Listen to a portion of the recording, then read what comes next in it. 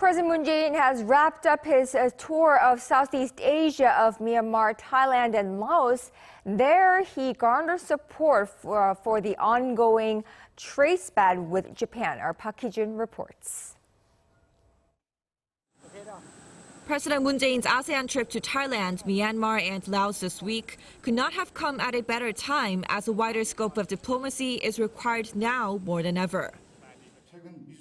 Under the situation where the global value chain is being reshuffled due to the U.S.-China trade war and Japan's trade restrictions, ASEAN and India have greater strategic significance as not only a global production base, but a consumer market and direct investment market.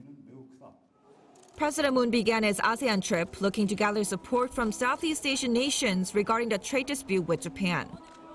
In an interview with the Bangkok Post prior to the trip, Moon emphasized that Korea and ASEAN need to unite against the spread of trade protectionism. And that was indeed on the table when the president held talks with his counterparts in Thailand, Myanmar, and Laos. According to the presidential advisor for economic affairs, Chu Young-chol, ASEAN countries also want economic advancement through free trade. During the talks, they shared the belief that a fair and free trade order needs to be maintained. But there will be competition for Southeast Asian nations' support, as Japan has already established a large influence in those areas over many years. The presidential advisor says competition and cooperation with Japan will have to coexist if Korea wishes to keep a strong presence in the area. Nonetheless, Korea was successful in securing a wide range of cooperation with the three nations as part of President Moon's efforts to reduce Korea's economic dependence on Japan.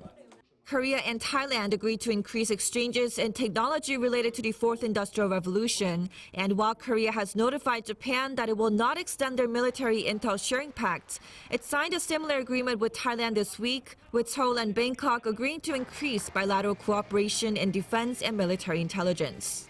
Korea also agreed to jointly develop infrastructure in Myanmar. The two countries are working on a joint industrial complex where Korean companies get easier access to the Myanmar market in return for their investments. And in Laos, President Moon announced his vision for expanded ties between Korea and the Mekong region, agreeing to help develop infrastructure along the Mekong River. All three nations also reaffirmed their support for the Moon administration's efforts to establish complete denuclearization and lasting peace on the Korean Peninsula. Park Hee-jun, Arirang News, Vientiane.